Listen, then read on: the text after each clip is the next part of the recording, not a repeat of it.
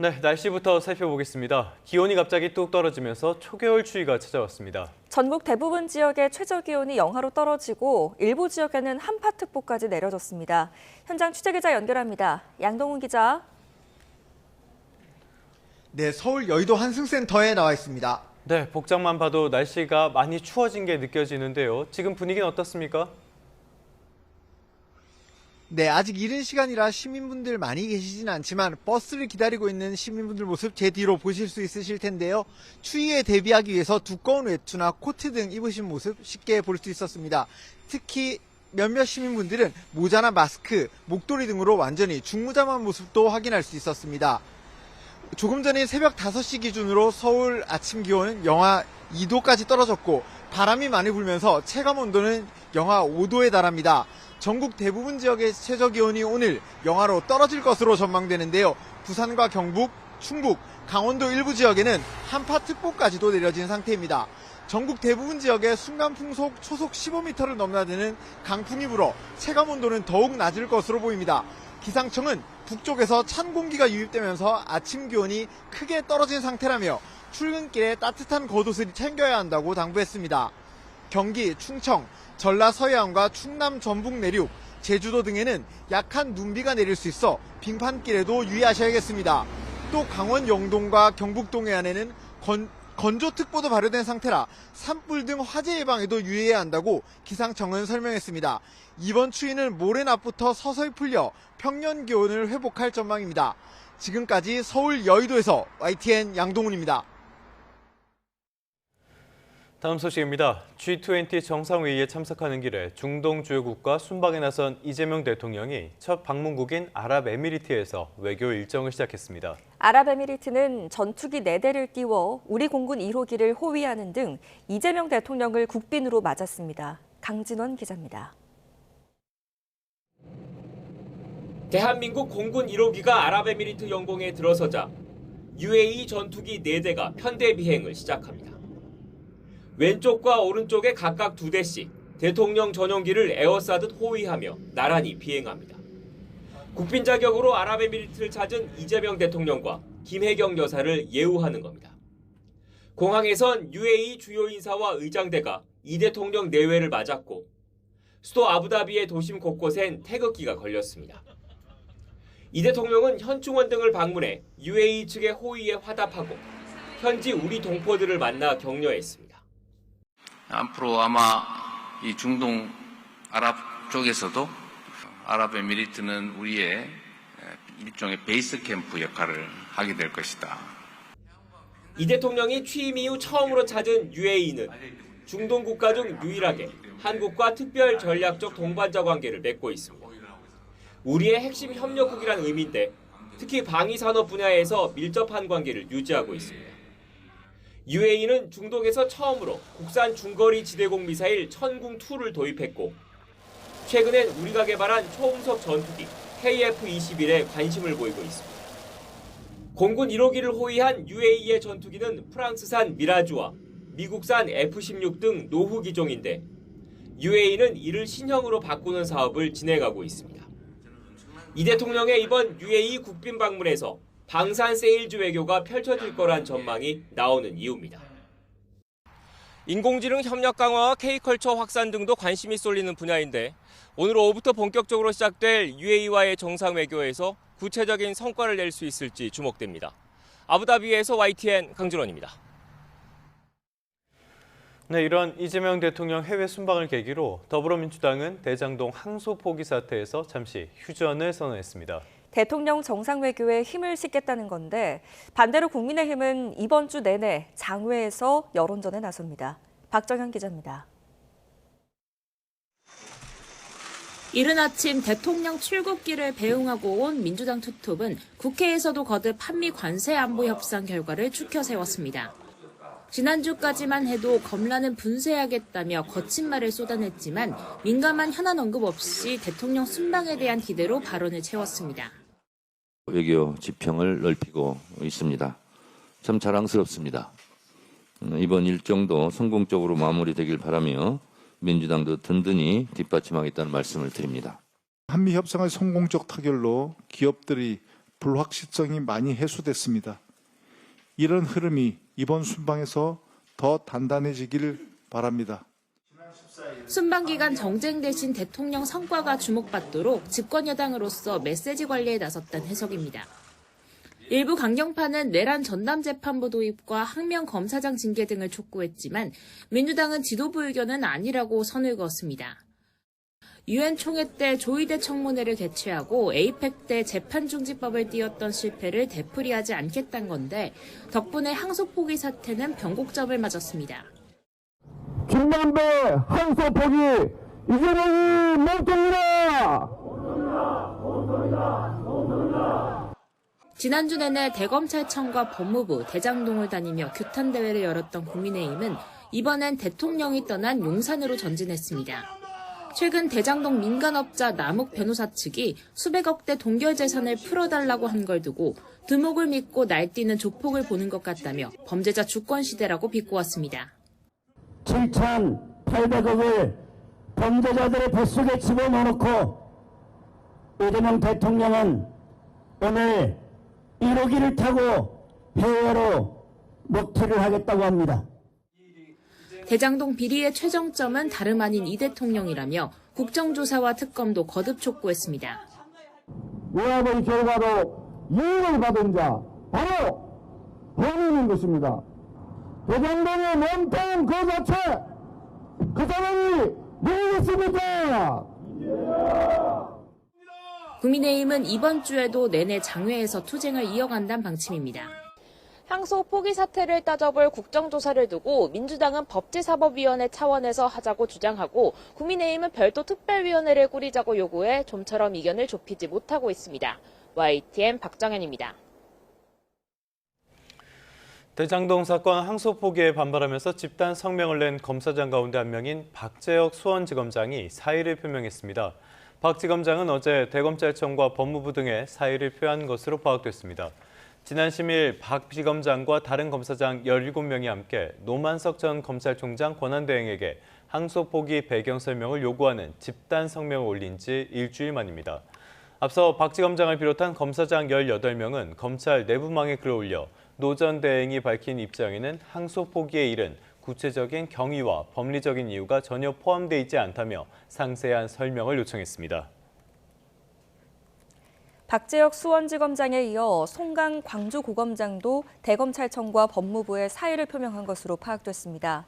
대장동 항소 포기 사태와 관련해 검찰 내부망이나 언론의 명시적인 입장을 내진 않았지만 대장동 항소 포기와 또 이에 따른 검사장 징계 추진에 대한 반발로 풀이됩니다. 항소를 포기했으니 이런 일이 생기는 거겠죠. 대장동 사건 1심에서 추징금을 선고받지 않은 남욱 변호사의 토지가 매물로 나왔습니다. 이 땅은 앞서 검찰이 동결 조치한 자산 중에 하나인데 검찰의 항소 포기로 일당의 현금화가 시작된 게 아니냐는 우려가 계속되고 있습니다. 우종훈 기자입니다. 서울역 3동 노른자 위에 있는 한 토지입니다. 지난 2021년 4월 남욱 변호사가 설립한 부동산 개발업체는 이 땅을 300억 원에 사들였습니다. 검찰의 대장동 개발 사업 특혜 의혹 수사가 한창일 때 남 변호사가 거액의 배당금으로 부동산 쇼핑을 한 게 아니냐는 논란이 불거진 토지이기도 합니다. 그런데 최근 해당 토지가 500억 원짜리 매물로 부동산 정보 사이트에 등장했습니다. 거래가 이루어진다면 남 변호사는 200억 원에 이르는 시세 차익을 보게 되는데 문제는 이 땅이 범죄 수익으로 추정돼 검찰이 동결시킨 재산 중 일부라는 겁니다. 검찰의 남 변호사 소유로 의심되는 1000억대 건물에 대한 가압류 해제 요청이 들어온 데 이어 항소 포기로 인한 대장동 일당의 자산 현금화가 시작된 게 아니냐는 관측이 나옵니다. 검찰 관계자는 동결된 재산도 매물로 내놓을 수는 있지만 법적 분쟁에 휘말릴 수 있어 수요가 없거나 가격이 내려가는 게 일반적이라고 설명했습니다. 다만 이번 항소 포기 결정으로 매도인이 재산을 처분하려 할 때 문제가 되지 않을 땅이나 건물이라는 점을 강조할 가능성도 배제할 수 없다고 밝혔습니다.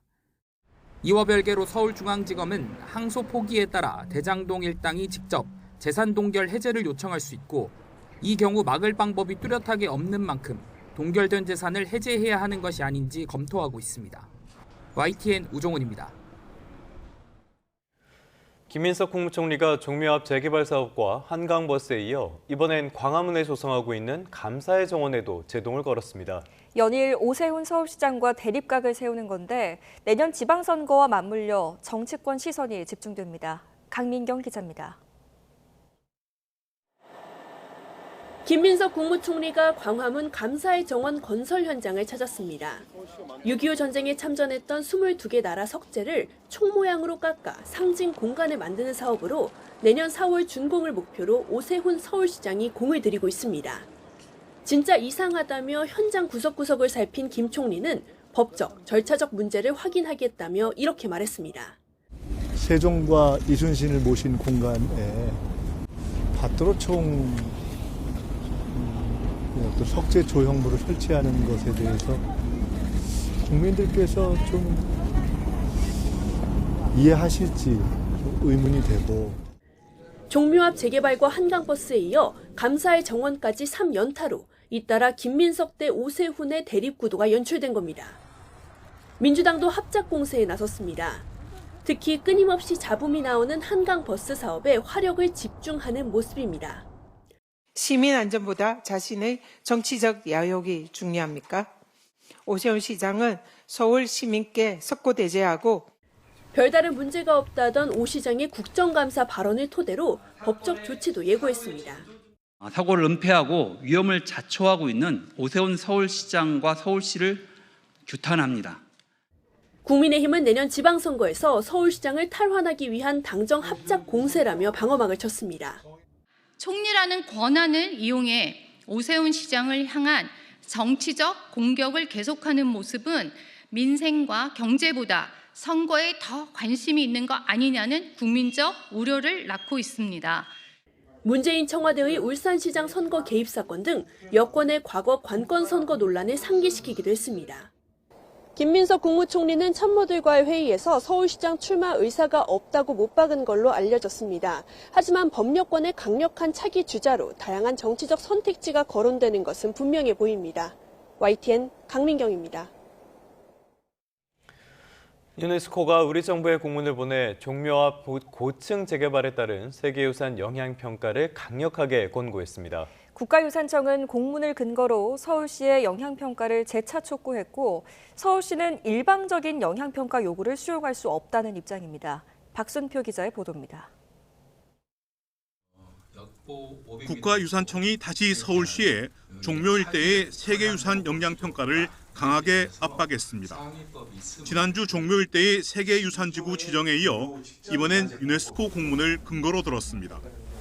국가유산청은 유네스코가 지난 15일 세계유산센터 명의의 공문을 통해 종묘 앞 고층 개발에 따른 역사경관 훼손 가능성을 강하게 우려했다고 밝혔습니다. 그러면서 세계유산 영향평가를 강력 권고하고 평가가 끝나기 전에는 사업 승인 중지를 요청했다고 덧붙였습니다. 세계유산 영향평가는 전 세계의 세계유산 협약 당사국들이 유네스코 지침에 따라서 준수하고 이행하는 국제 수준의 보존관리 제도로서 세계유산 가치가 보호되는 선에서 공정 가능한 개발이 이루어지도록 하는 것입니다. 이어 영향평가 등 관련 사안 논의를 위해 문화체육관광부 등과 함께 관계기관 조정회의를 구성하자고 서울시에 제안했습니다. 서울시는 즉각 강한 유감을 표명했습니다. 종묘의 세계유산 등재 30년이 지나도록 완충구역 설치 등 아무런 조치도 없다가 이제와 영향평가를 강요하는 것 자체가 이해가 되지 않는다는 것입니다. 그러면서 정밀한 시뮬레이션을 통해 종묘 경관에 훼손이 없다는 점을 검증했다고 재차 강조했습니다. 저희가 시뮬레이션 해보니까요. 그늘이 생기지 않습니다. 그늘이 생긴다는 우려는 잘못된 시각이고요. 종묘 앞에 폭 100m 정도의 녹지가 저쪽 남산까지 쭉 뻗어나가게 됩니다. 그것이 진정으로 종묘를 돋보이게 하고 다만 균형 잡힌 논의 구조를 전제로 관계기관의 회의체를 구성하자는 제안은 환영한다고 밝혔습니다. 결국 종묘 앞 고층 개발에 따른 회의체 구성 가능성은 커졌지만 정치권까지 논란에 가세한 상황에서 근본적인 해결책 마련까지는 상당한 진통이 불가피해 보입니다. YTN 박순표입니다. 서울시 관련 소식 조금 더 살펴보겠습니다. 한강버스가 강바닥에 걸려 멈춘 사고에 대표가 고개를 숙였습니다. 그런데 한강 수위가 낮아지는 요즘 운항 도중에 바닥이 무언가와 닿는다는 보고가 급증하고 있어 또 다른 사고가 우려됩니다. 당장 운항을 멈춰야 한다는 요구까지 이어지고 있습니다. 양희력 기자입니다. 한강버스가 한강 한복판에 우두커니 서 있습니다. 잠실 선착장으로 향하던 중 강바닥에 걸려 오도 가도 못한 신세가 된 겁니다. 승객 82명이 구조돼 도움을 받아야 했던 사고에 한강버스 대표는 고개를 숙였습니다.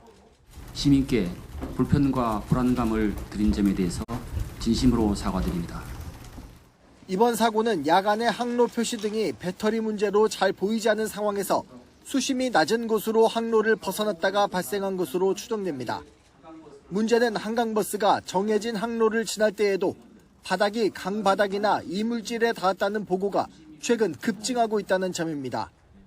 특히 전체 15건 가운데 13건이 지난 7일 이후 보고됐는데 부유하던 로프가 프로펠러에 걸리는 등 상황이 갈수록 심각해지자 이물질 제거와 추가 준설 작업에 나서면서 운항에도 차질이 빚어졌습니다.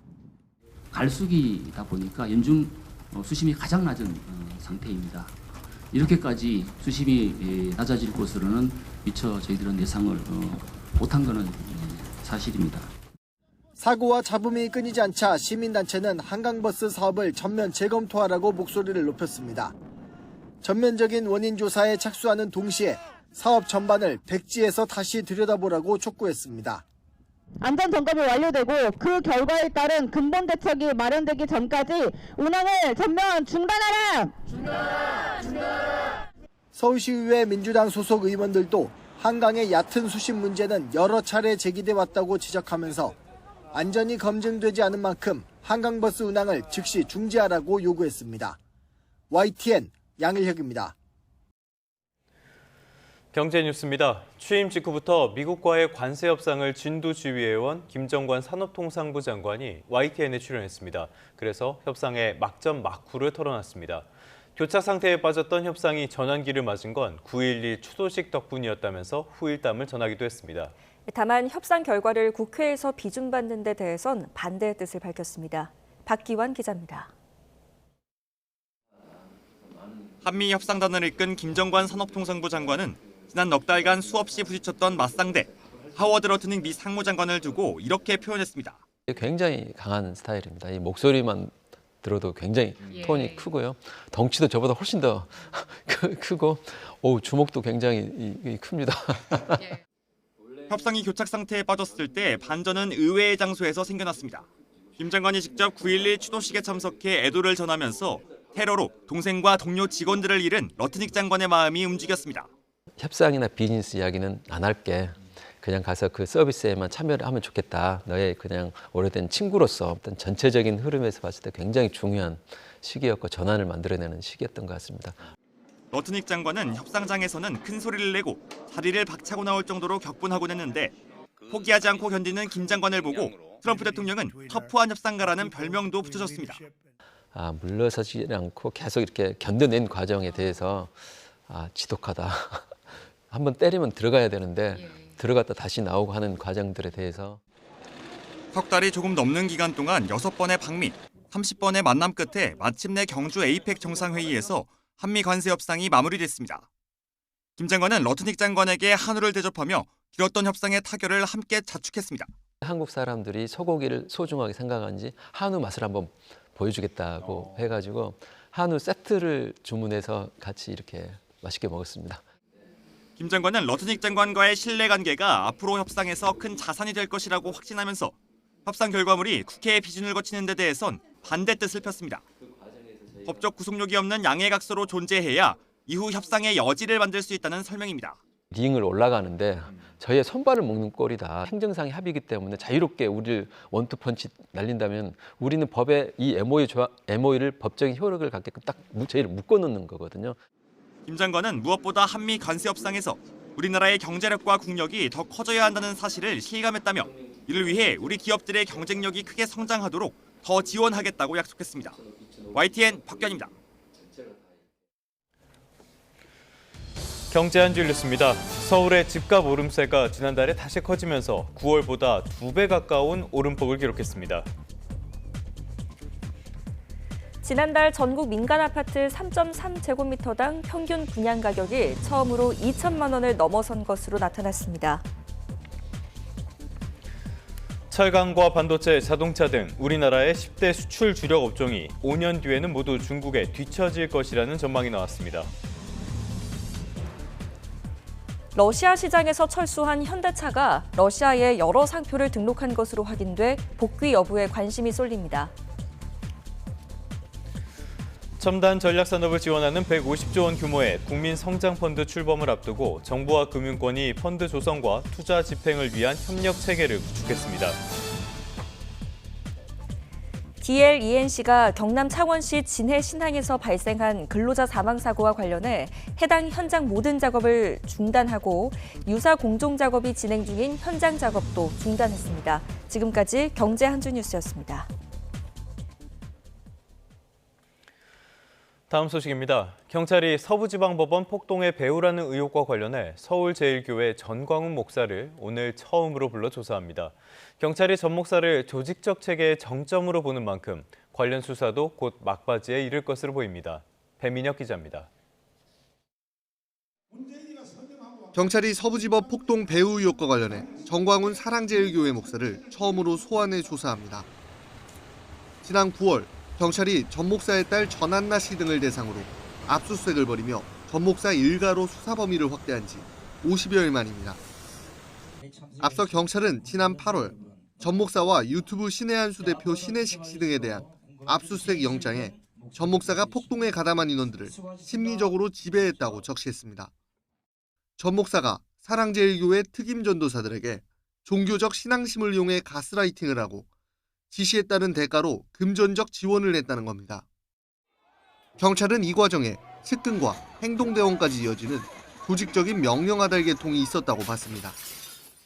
결국 전 목사가 자신의 공개 메시지를 절대적으로 따를 것을 예상하고도 국민정언권을 언급하며 시위대의 법원 난입을 부추겼다는 게 경찰의 판단입니다.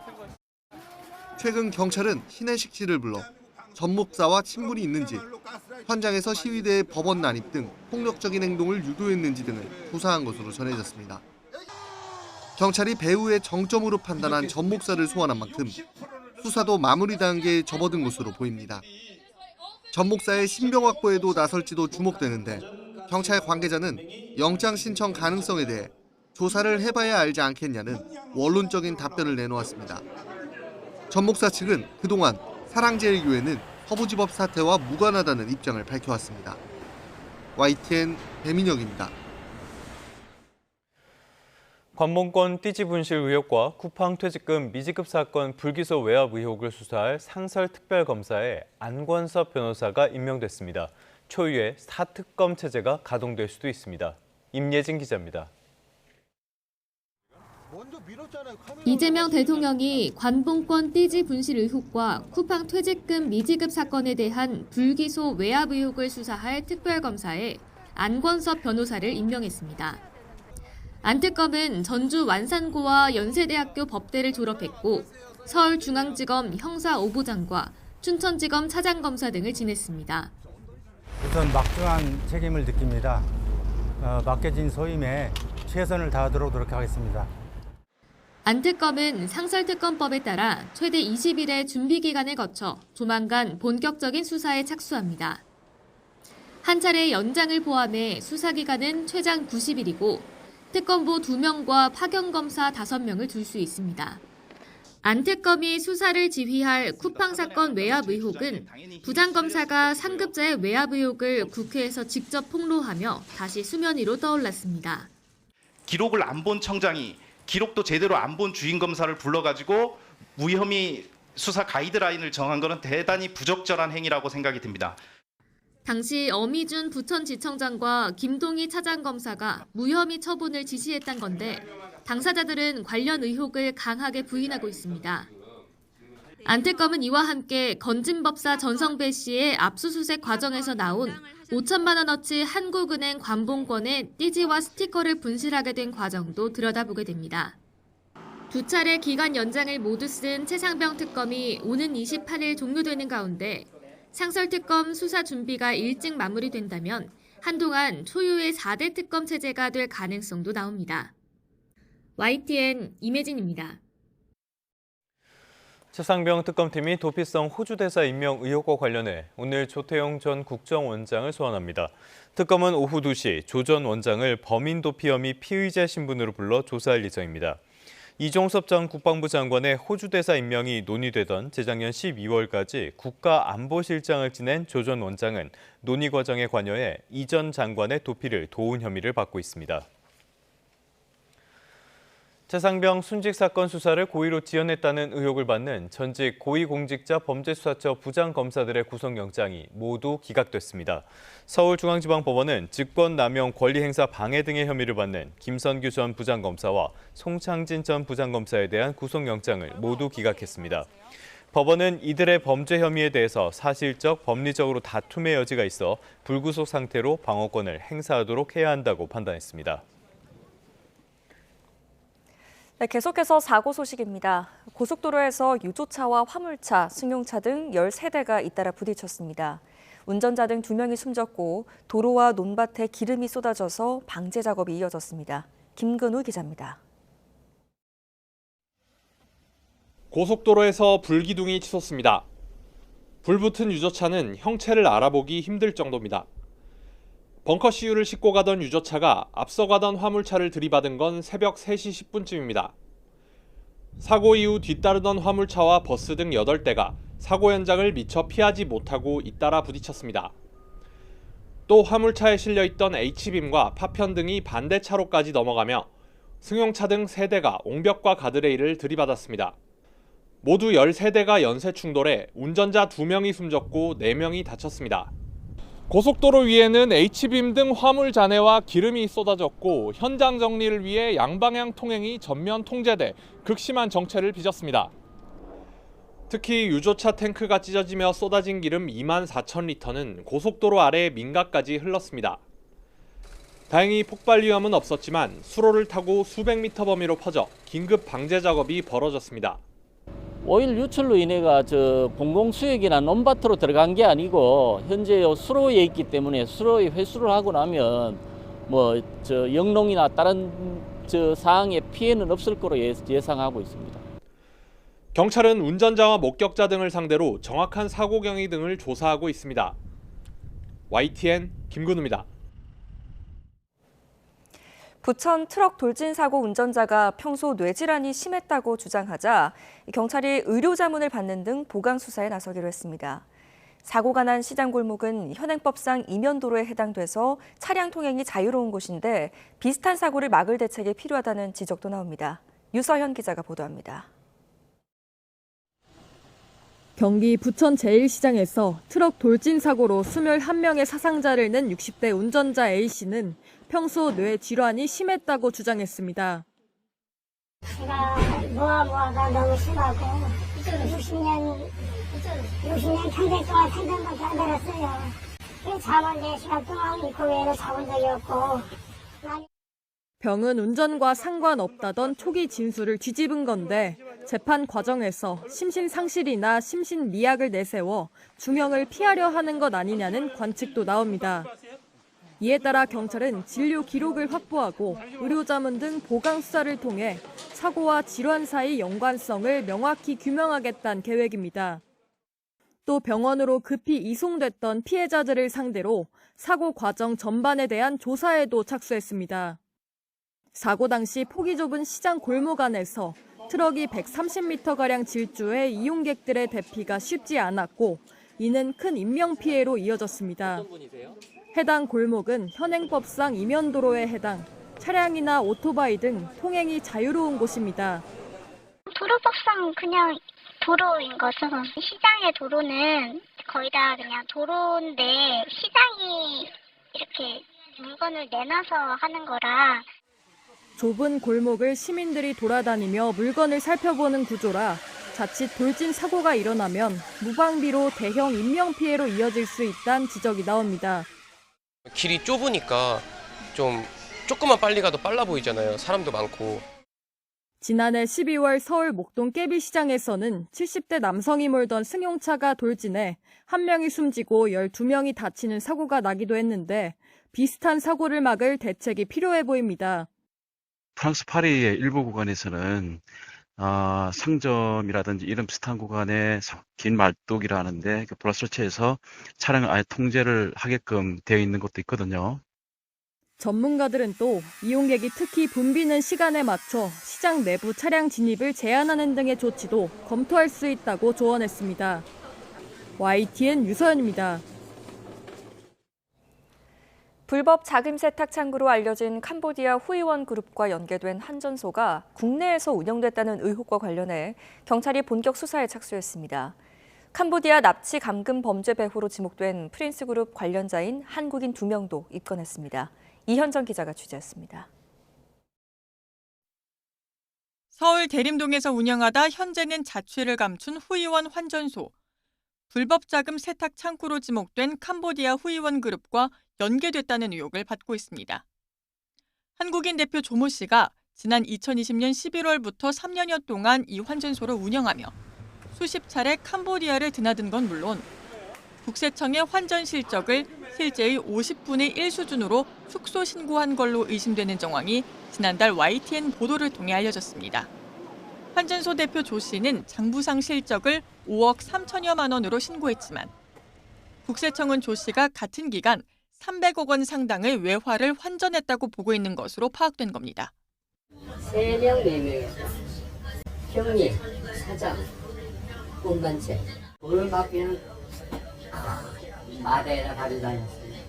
서울 한복판에서 캄보디아 범죄 관련 불법 자금 세탁처가 버젓이 운영된 것 아니냐는 의구심이 커지자 경찰도 본격 수사에 착수했습니다.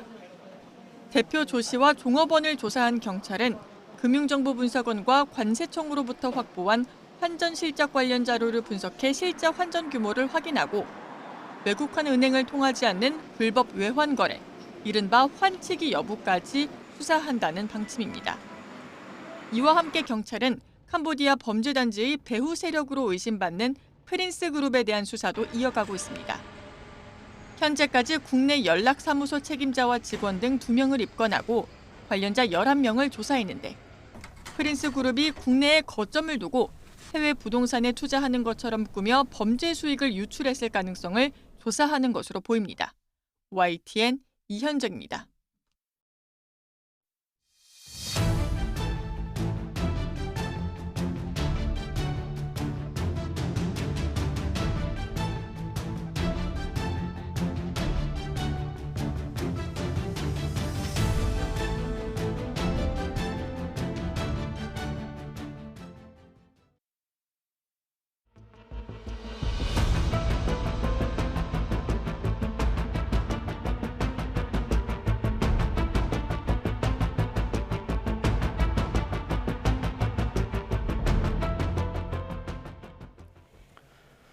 네, 주요 뉴스 다시 살펴보겠습니다. 오늘 출근길에는 옷차림을 더욱 따뜻하게 하셔야겠습니다. 올가을 들어 가장 추운 날씨가 찾아왔습니다. 현장 연결해서 자세한 추위 상황 알아보겠습니다.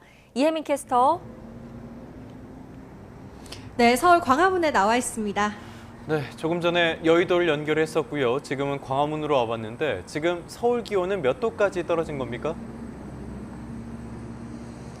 네, 현재 서울 기온은 영하 2도까지 떨어지면서 올가을 첫 영하권 추위를 기록하고 있는데요. 체감 온도는 무려 영하 5도까지 떨어져 있습니다. 추웠던 어제보다도 기온과 체감 온도가 5도가량 낮은 겁니다. 저는 이렇게 목도리를 착용하고 장갑을 꼈는데도 추위가 이 속으로 파고들고 있고요. 체감 추위가 조금 더 심하게 느껴지고 있습니다. 오늘 나오실 때는 따뜻한 옷차림 그리고 보온용품 꼭 챙겨서 나오셔야겠습니다. 밤사이 기온이 10도가량 떨어질 것으로 예상된 일부 강원과 충북 북부 그리고 영남 곳곳에 한파주의보가 내려져 있습니다. 현재 전국에서 가장 추운 곳은 고성 향로봉으로 기온이 영하 12.1도를 기록하고 있고요. 철원은 영하 6.3도, 제천은 영하 6.1도, 봉화는 영하 3도 등 내륙에서 영하권 강추위가 나타나고 있습니다. 그 밖의 지역도 대전이 영하 0.3도, 대구 2.1도, 광주는 4.9도까지 떨어져 있는데요. 낮에도 서울 기온은 6도, 광주 9도, 부산은 10도에 머물겠고요. 실제 기온보다 체감 온도는 3도 정도 낮아서 더 춥겠습니다. 추위 속에 충청 이남 서해안과 제주도엔 비가 오겠습니다. 예상되는 비의 양은 1에서 10mm로 많진 않겠지만 비와 눈이 섞여 내리는 곳이 있겠고요. 제주 산간에는 1에서 5cm의 눈이 쌓이는 곳이 있겠습니다. 반면 영동과 경북 동해안 지역은 건조주의보가 내려져 있습니다. 산불이 나지 않도록 조심하셔야겠습니다. 내일 늦은 밤부터 모레 새벽 사이 제주 산간에는 다시 비나 눈이 오겠고 이번 추위는 목요일 낮부터 서서히 풀릴 것으로 전망됩니다. 바람이 거세게 불면서 현재 충청 이남 서해안과 경북 남부 동해안에 강풍주의보가 내려져 있습니다.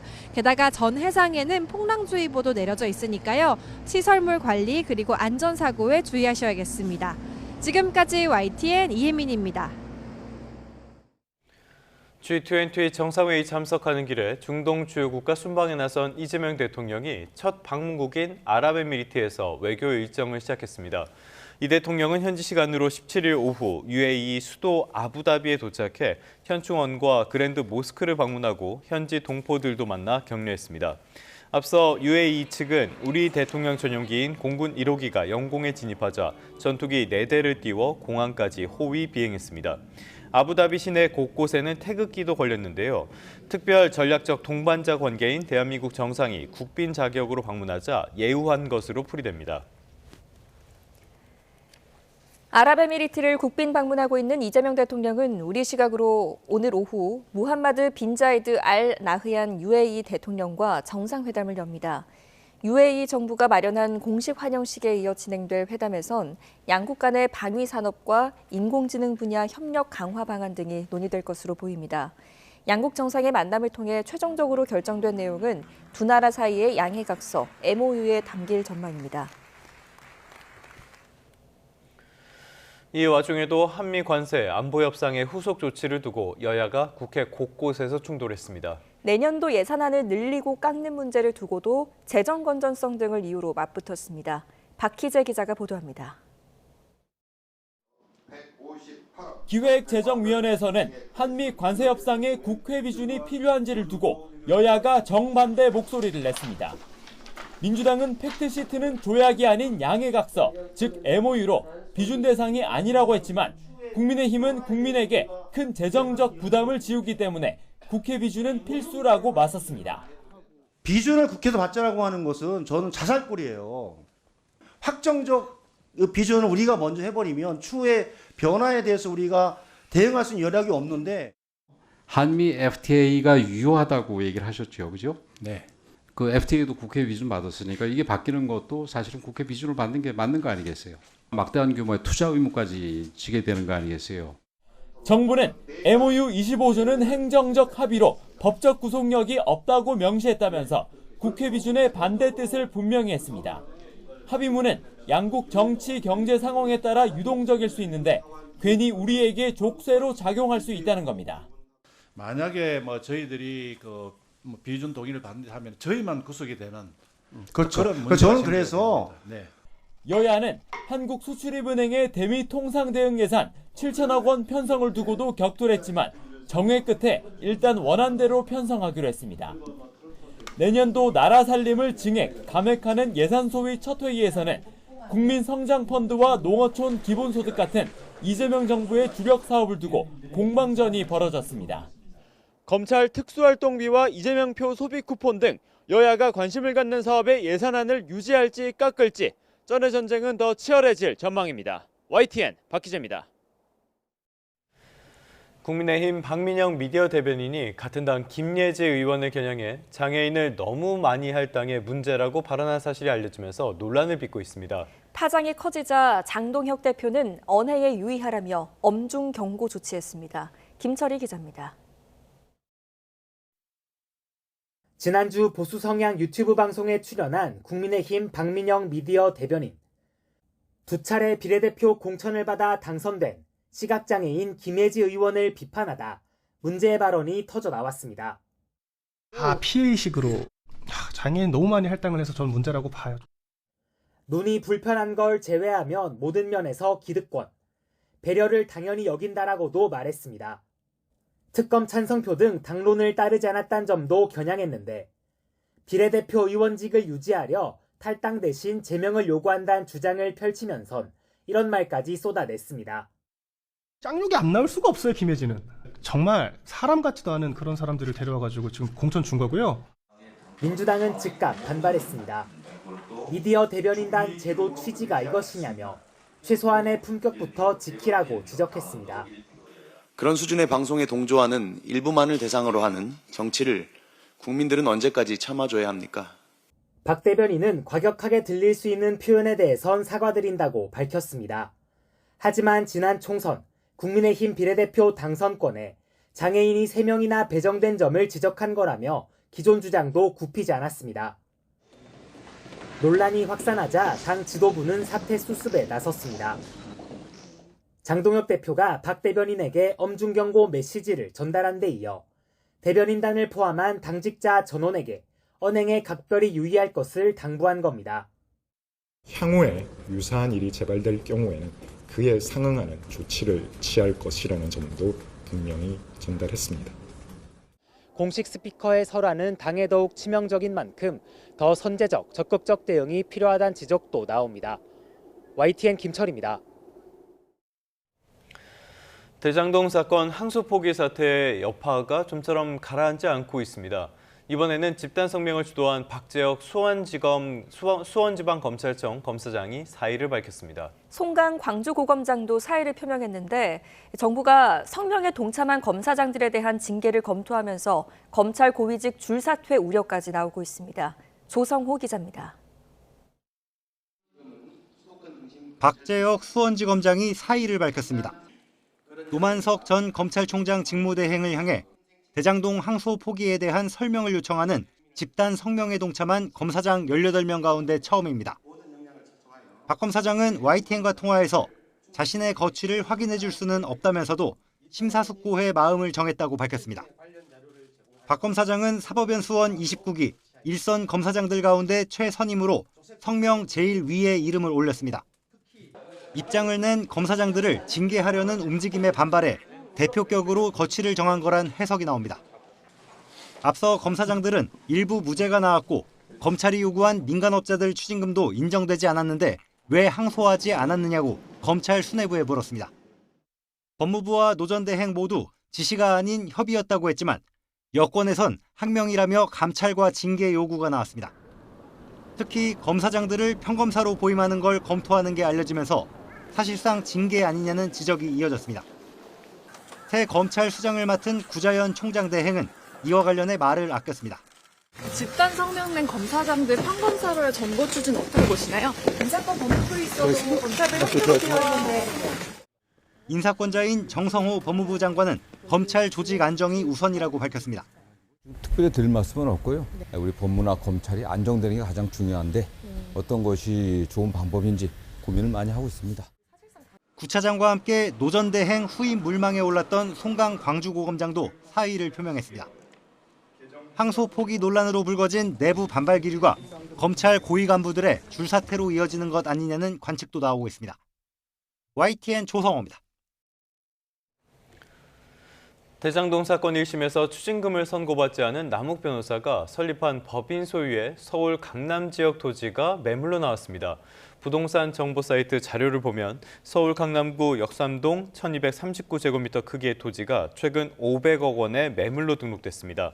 남 변호사는 지난 2021년 4월 부동산 개발업체를 설립해 해당 토지를 300억 원에 샀고요.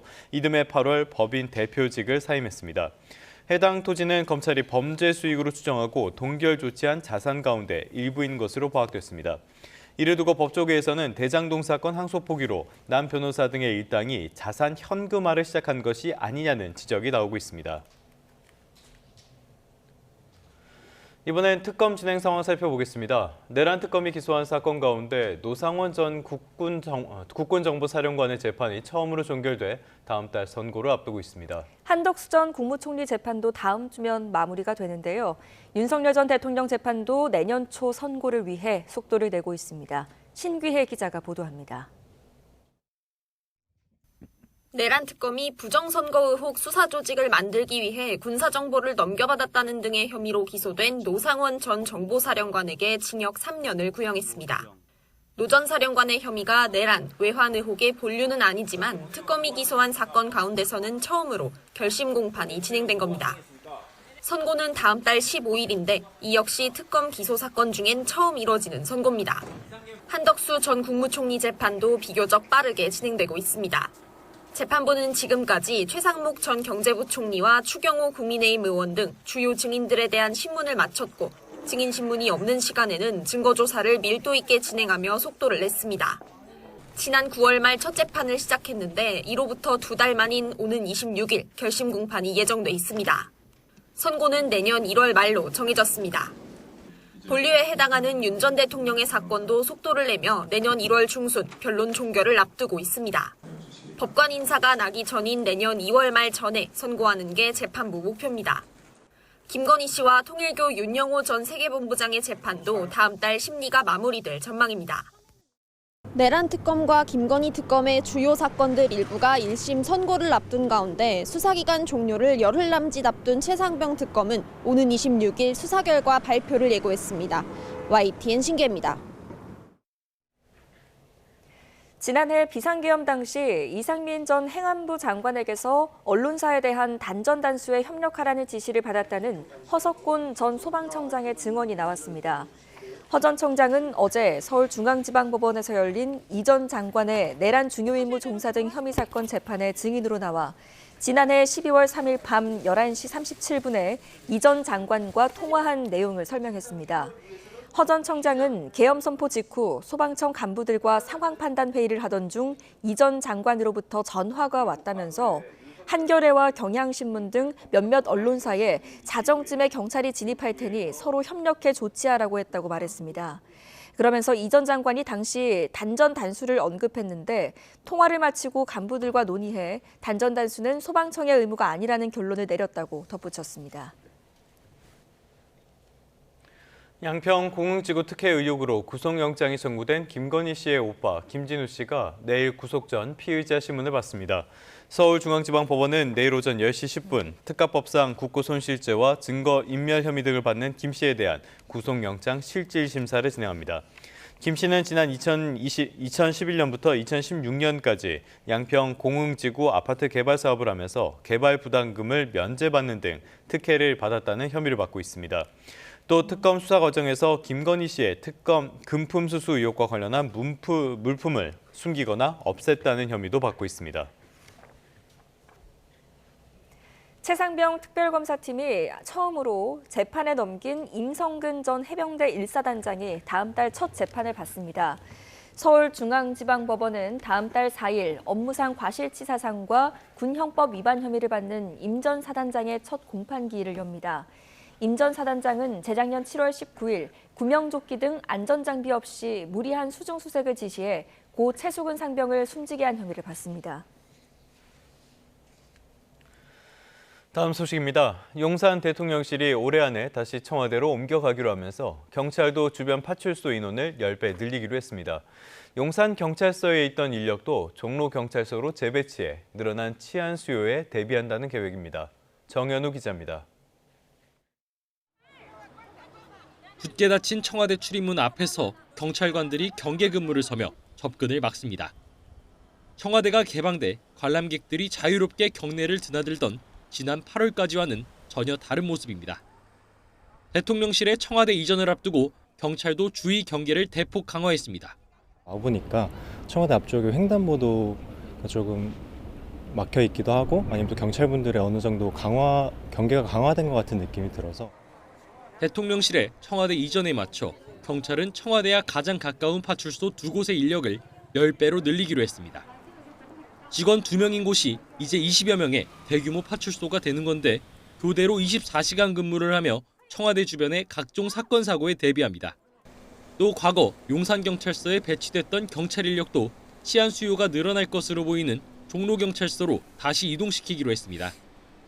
용산 대통령실 내외각을 경비하던 101-202 경비단도 청와대 복귀를 앞두고 재정비 공사가 한창입니다. 러너들 사이 달리기 코스로 각광받던 청와대 주변 일대 통행도 제한될 가능성이 높습니다. 통제 부분에서도 좀 더 아무래도 러닝을 하는데 많은 맥이 끊길 것 같다 이런 생각들을 하고 있기 때문에 불편함을 더 많이 느끼는 부분들을 더 많이 발생될 것 같다. 대통령실에 청와대 복귀와 맞물려 경찰의 경비 계획도 한층 촘촘해지고 있습니다. YTN 정윤우입니다. 11월 18일 화요일, 오늘의 주요 일정 살펴보겠습니다.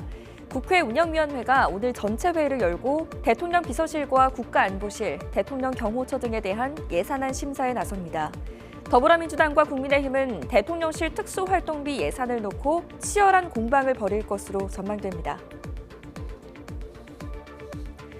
대법원이 내년 퇴임하는 노태학 대법관의 후임자 선정 절차에 들어갔습니다.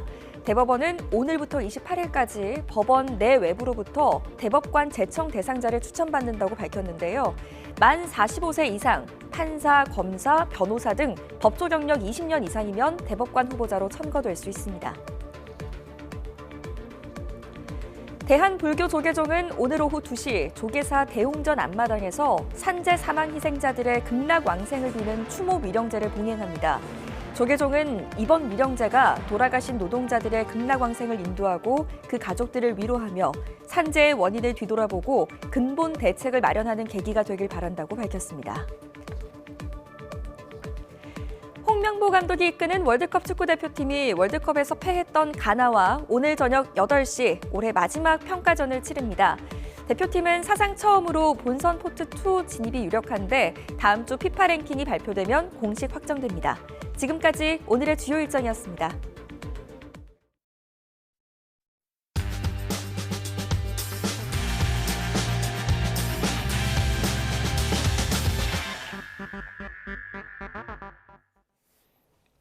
(11월 18일) 화요일 스타트 브리핑 시작합니다. 먼저 중앙일보입니다. 중국 스타트업에서 공개한 AI 모델 키미가 딥시크나 챗GPT보다 똑똑하다는 평가가 나왔습니다. 심지어 들어간 비용도 훨씬 저렴해서 주목을 받고 있습니다. 키미는 중국의 인공지능 스타트업 문샷 AI가 최근에 공개한 오픈소스 대형 언어 모델인데요. 인간 수준의 추론 능력 평가, 웹 검색 능력 평가에서 챗GPT와 딥시크를 능가한 걸로 나타났습니다. 다만 코딩 능력에선 아직 다른 AI 모델보다 다소 부족하다고 하네요. 눈길을 끄는 건 돈이 얼마 안 들어갔다는 점입니다. 한 미국 매체는 문샷 AI가 키미를 훈련시키는데 67억 원 정도가 투입됐다라고 보도했습니다. 챗GPT를 만든 오픈 AI의 모델 훈련 비용이 수십억 달러로 추정이 되니까 값이 훨씬 싼 거죠. 미국의 GPU 통제에 대응하기 위해서 매개 변수를 덜 쓰면서도 연산비를 줄인 게 비결입니다. 값비싼 GPU를 대량으로 확보하지 않더라도 중국 스타트업들이 고성능 AI를 개발해낸 건데요. 다만 당장 글로벌 AI의 생태계의 주도권을 잡긴 어렵다는 평가도 나옵니다. 다음 동아일보입니다. 정부가 이르면 2027학년도 대입부터 지역의사제를 도입하겠다고 밝혔습니다. 관련해서 어제 국회에서 공청회가 열렸는데 어떤 이야기들이 오갔는지 보겠습니다. 지역의사제는 대입에서 지역의사 전용으로 따로 뽑은 뒤에 학비를 지원하는 제도입니다. 의사 면허를 따면 일정 기간은 비수도권에서 근무해야 하죠. 정부는 의료 취약지 등에서 10년간 근무하는 방안을 국회에 제출했습니다. 의료계는 기본적으로 지역의사제가 직업선택 자유를 침해한다면서 반발해왔습니다. 대한의학회는 국공립대 의대 정원 1에서 5% 선에서 시범 도입하는 방안을 제안했는데요. 국공립대 의대 인원이 973명이니까 1에서 5%면 9명에서 48명 수준입니다. 또 계약형과 순환 파견 근무 등 다양한 모델이 고려돼야 한다는 의견도 나왔습니다. 반면 지역의사제는 자발적 선택이고 인센티브가 명확한 만큼 문제가 없다라는 반론도 있었습니다. 직업의 자유를 침해한다는 주장과 공익이 더 크다는 반론이 맞서고 있는 상황인데요. 정부는 이르면 2027학년도, 늦어도 2028학년도부터 지역의사 선발 전형을 도입한다는 계획입니다. 네, 그런가 하면 올해 대입부터는 모든 대학이 학교 폭력 기록을 감점 요소로 의무 적용하기로 했습니다. 지난해엔 전국 대학 134곳 중에 절반가량이 학폭 이력을 입시에 반영한 걸로 나타났는데요. 4명 중에 3명꼴로는 불합격 처리가 돼서 학폭이 대입의 당락을 갈랐다는 서울신문 기사 보겠습니다. 학폭 이력이 반영된 총 397명 중에 298명, 75%가 불합격 처리됐습니다. 수시와 정시 가릴 것 없이 학폭 감점이 합격에 영향을 미친 걸로 드러났습니다. 지난해 학폭 반영이 대학 자율이었지만 모든 전형에서 의무화된 올해에는 탈락 사례가 더 늘어날 걸로 보입니다. 학폭 조치는 1호부터 9호까지 있는데 대학들은 주로 4호 이상의 학폭부터 감점폭을 높였습니다. 서울권 주요 대학에서도 학폭 탈락자가 적지 않았습니다. 소수점 몇 점 차로 당일날 결정되는 대입에서 학폭 감점은 치명적입니다. 학교 현장에선 학폭에 걸리면 대학에 떨어진다란 인식이 확산하고 있다는데 당연히 그래야죠. 다른 학생에게 상처를 남긴 학생은 책임을 지는 게 맞을 겁니다. 입시의 유불리를 떠나서 학폭 꼭 근절되길 바랍니다. 네, 끝으로 한국 문학이 독자도 작가도 모두 젊어졌다는 조선일보 기사입니다. 특히 소설이 잘 팔리고 있는데요. 세대 교체와 함께 주제도 다양해지고 있습니다. 지난해 10월 한강 작가의 노벨문학상을 기폭제로 한국 문학은 전성시대를 맞았습니다. 올해 국내 출판 시장 소설 판매량은 작년보다 22.5%가 증가했습니다. 주요 서점가 종합 베스트셀러만 봐도 한국 소설을 쉽게 찾을 수가 있죠. 주목할 만한 점은 독자층이 1020으로 젊어지고 있다는 겁니다. 그러면서 젊은 작가들에 대한 관심도 커지고 있는데요. 90년대생 작가들이 국내 주요 문학상을 석권한 것도 새로운 흐름입니다. 돌봄과 감정노동, 젠더와 기후위기 등 새로운 소재들이 주제의식을 이루고 있습니다. 네, 날이 많이 추워졌는데요. 따뜻한 실내에서 한국 소설 하나 읽으면서 여가 시간 보내셔도 좋겠습니다. 11월 18일 아침 신문 살펴봤습니다. 지금까지 스타트 브리핑이었습니다.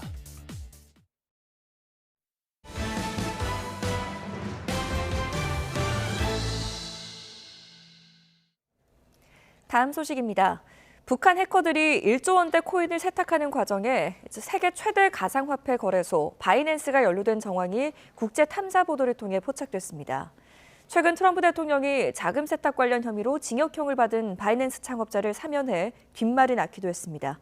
정유신 기자입니다.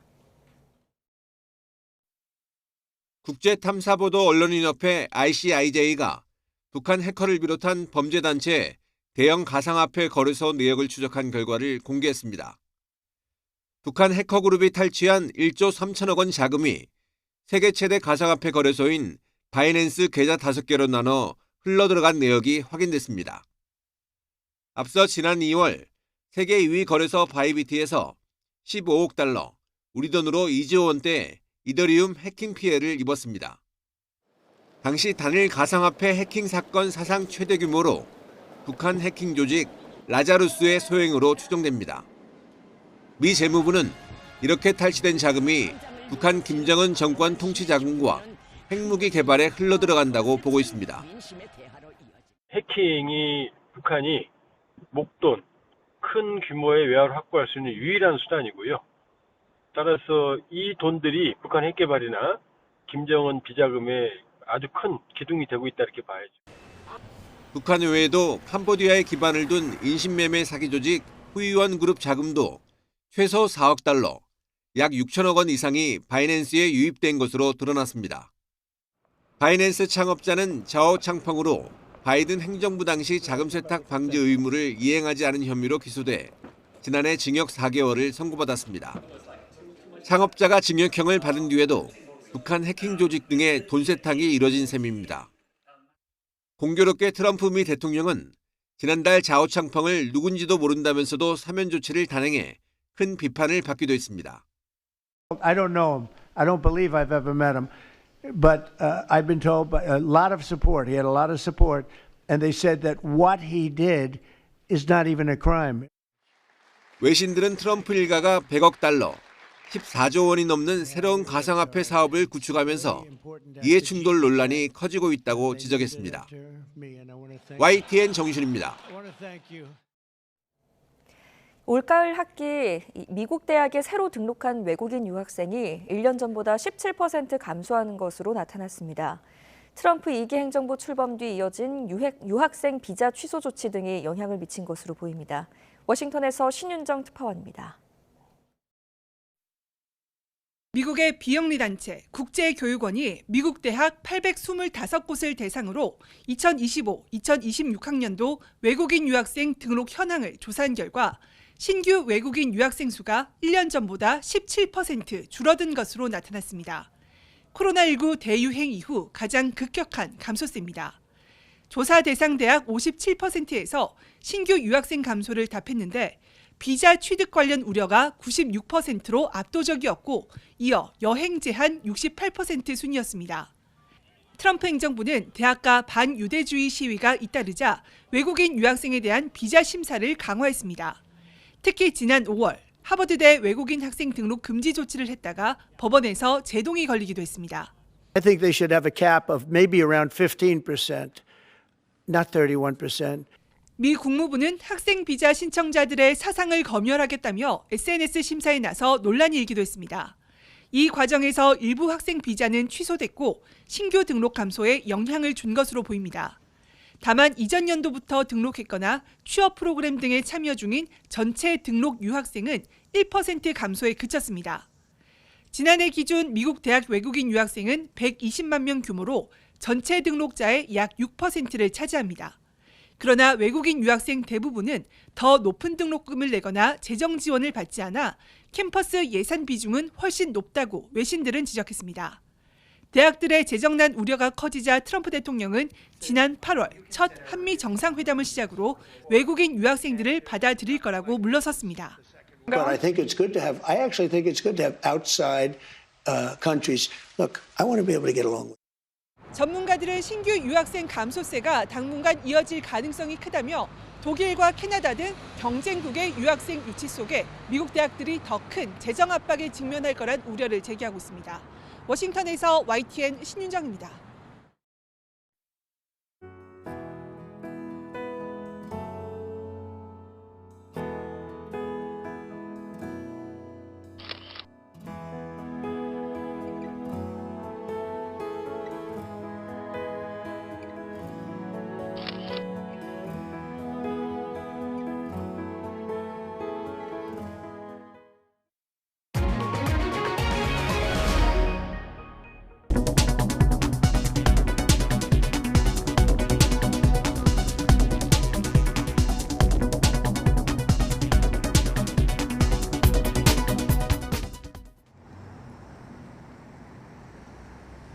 네, 오늘 아침 올가을 가장 강한 추위가 찾아왔습니다. 오늘 아침 서울 기온이 영하 2도까지 떨어지며 올가을 첫 영하권 기온을 기록했고요. 체감 온도는 무려 영하 6도 가까이 곤두박질했습니다.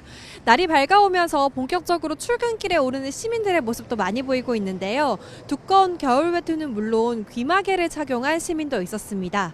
저도 이렇게 목도리와 장갑을 착용했는데요. 오늘은 이렇게 본격적인 겨울옷이 어색하지 않을 추운 날씨니까요. 나오실 때 보온용품 꼭 챙기셔야겠습니다. 밤사이 기온이 10도 이상 떨어질 것으로 예상된 일부 강원과 충북 북부 그리고 영남 곳곳에 한파주의보가 내려져 있습니다. 현재 전국에서 가장 추운 곳은 고성 향로봉으로 기온이 영하 12.1도를 기록하고 있고요. 제천은 영하 6.1도, 봉화는 영하 3도 등 내륙에서 영하권 강추위가 나타나고 있습니다. 그 밖의 지역도 대전이 영하 1.5도, 대구는 1.4도까지 떨어져 있는데요. 낮에도 찬바람이 불면서 춥겠습니다. 서울 6도, 광주 9도, 부산은 10도에 머물겠고 체감 온도는 기온보다 3도 정도 낮겠습니다. 추위 속에 충청 이남 서해안과 제주도엔 비가 오겠습니다. 비의 양이 많진 않겠지만 비와 눈이 섞여 내리는 곳이 있겠고요. 제주 산간은 1에서 5cm의 눈이 내려 쌓이는 곳이 있겠습니다.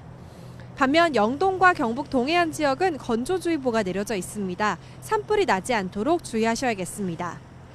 내일 늦은 밤부터 모레 새벽 사이 제주 산간에는 또 비나 눈이 오겠고 이번 추위는 목요일 낮부터 서서히 풀릴 것으로 전망됩니다. 바람이 거세게 불면서 현재 충청 이남 서해안과 경북 남부 동해안에는 강풍주의보가 내려져 있습니다. 게다가 전 해상에는 풍랑주의보까지 내려져 있는 만큼 시설물 관리와 안전사고에도 주의하셔야겠습니다. 지금까지 YTN 이혜민입니다. 뉴스타트 3부 잠시 뒤에 계속됩니다.